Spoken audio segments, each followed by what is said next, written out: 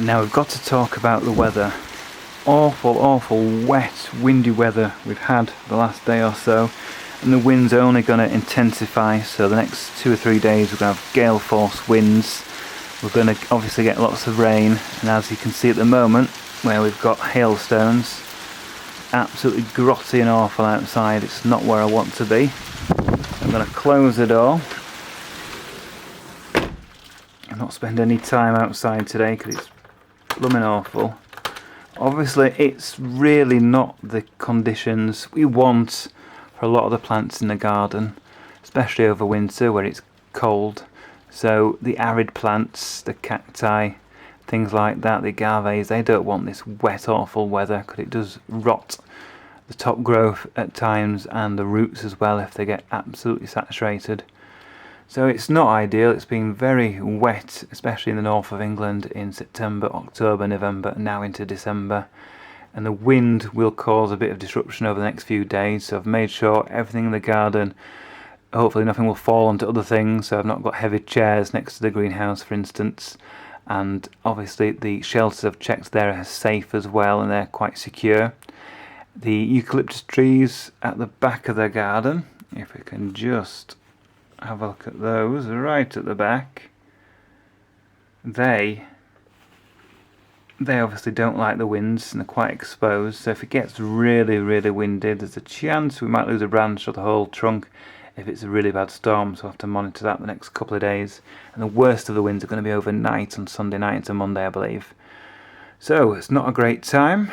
It's not been a good start to the winter, but hopefully things will dry up but not get too cold over the next week or so, and we can get back out there and actually protect the rest of the plants. I've still got to mulch a few of the plants. Some of the cannas and gingers I've not mulched yet, and a few of the Colocasia beds which have started last week have not been completed, so hopefully I'll get that done next week.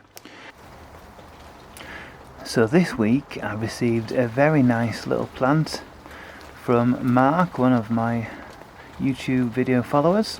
So thank you, Mark. He sent me a Schefflera, so a hardy umbrella plant or half hardy umbrella plant, and this is the Schefflera called Schefflera Hoy, which I don't believe is fully hardy, but it's got some hardiness. It will go to sub-zero several degrees, but for now it's just staying in the greenhouse just where it's about 10 degrees, and then in spring it'll be planted out. It's been grown from like a root stem sort of cutting, and it's grown a nice healthy flush of growth there, as you can see, and it's in a mixture of compost and perlite, and like I said, it'll leave it here till spring, and that'll go out in the garden probably in a large pot for the first year, and then we'll plant it the following year, and we'll compare their growth to this to the other Scheffleras that are in the garden. So that's Schefflera Hoy. And so the next thing I want to show you is another thing that's been in the post and delivered to me, and that is these palm tree seeds. The big round seeds, you can just sort of see them through the plastic there. So they're about 1.5 centimeters across, something like that, and there's 5 seeds in here, and these are the very rare Juania australis palm seeds. So these are from Chile, and these have come all the way from Chile, and these are fresh seeds. They've still got a bit of the fruit case on the outside. So what I'm going to do with these is soak the seeds, remove all the flesh from the outside, and then sow this into some multi-purpose seed sowing compost in a little plastic bag kept at about 20 degrees, so room temperature, and I'll watch and wait for them to sprout, and hopefully it will only take 2 or 3 weeks, something like that. So hopefully by the new year these will have sprouted, and then I can pot them up into individual pots and watch them grow next year. Like I said, these are very rare seeds from a very rare palm tree, and it's one that can grow outside in mild locations in the UK.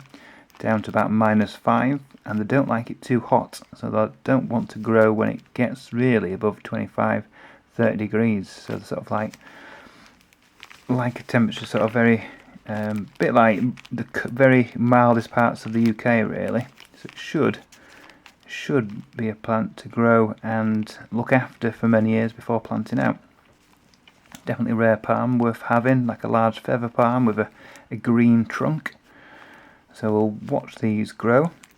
I'll do a separate video of actually germinating these seeds so you can see exactly how I do that. But I'm going to start the process this week. So that's another exciting little parcel I've had through the post. So it's been just over a month since I dug up the largest Colocasias that aren't fully hardy, and I dried them off, so I thought I'd show you what they look like a month or so later. So we've got two here. We've got this one, which as you can see is dried off really well. There's no sort of active growth, the roots have all died back and it's dry. There's no excess moisture at all, so it's still in some nice dry newspaper.